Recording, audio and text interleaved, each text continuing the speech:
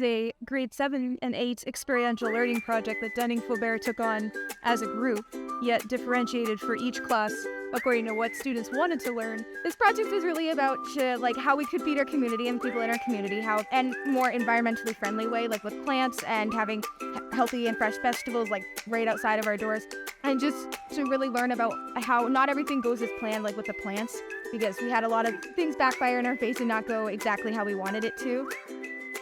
They have done things from vermiculture to creating compost to building garden beds to planting to overcoming their failures from the plants that didn't grow and learning what they need to change and do differently. And I think building that resiliency piece within the project and having them apply it to other areas in their life was a really good learning opportunity that I didn't even know would be part of this project.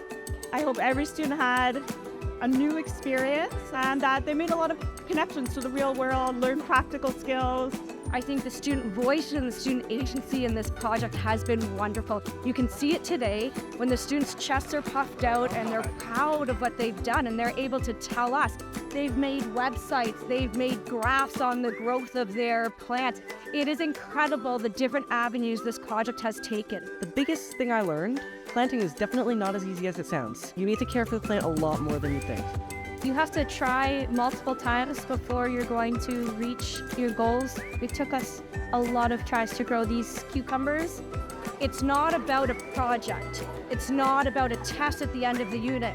This isn't just a science thing. The kids didn't even know what subject this project was for because it's cross-curricular, it's across the board. It immerses everything, not just a project. What I really like about the experiential learning piece is not only the hands-on and the student voice, is that it's multi-year. This isn't 1 year and done. So our hope is that this continues to grow throughout the school.